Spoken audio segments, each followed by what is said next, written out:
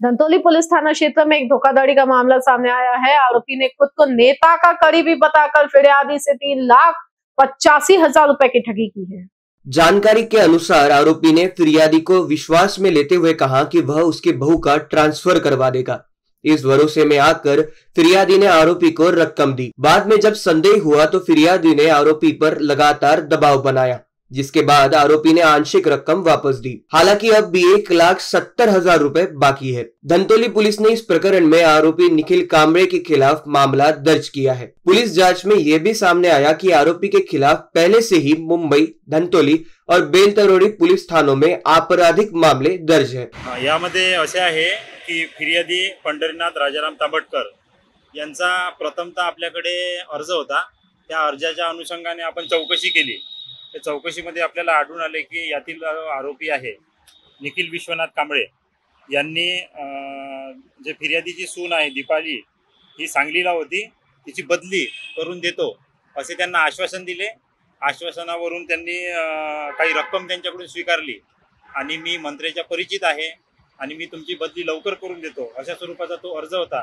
त्याची आपण सविस्तर चौकशी केली आणि त्यावरून माननीय वरिष्ठांच्या आदेशाने लेखी स्वरूपात गुन्हा दाखल करण्याचे आपल्याला आदेश प्राप्त झाले। त्यावरून काल रोजी आपल्याला इकडे गुन्हा दाखल झाला। यातील फिर्यादी यांनी एकूण रक्कम दिली होती 3,85,000। त्यापैकी काही रक्कम ही परत केली आणि आता सध्या बॅलन्स ही 1,70,000 रुपये होते।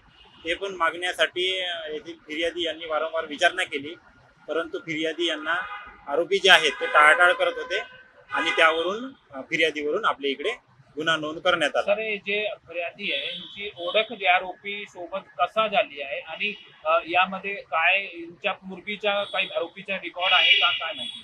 अगदी बरोबर आहे। यातील जो आरोपी आहे निखिल विश्वनाथ कांबळे याच्या वर मुंबई येथे तसेच धंतोली पोलीस स्टेशनला सुद्धा याच्या अगोदर गुन्हा नोंद आहे आणि नुकताच बेलतरोडी पोलीस स्टेशनला 1 महिन्या अगोदर त्यांच्यावर 18 लाख रुपये फसवणुकीच्या याच संदर्भाचा गुन्हा नोंद आहे।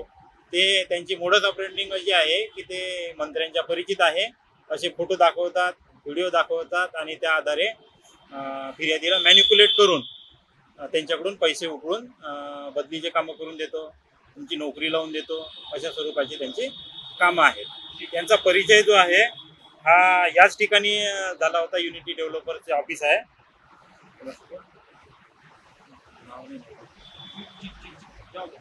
इन BCN न्यूज के लिए अखिलेश के साथ अभिषेक पानसे की रिपोर्ट।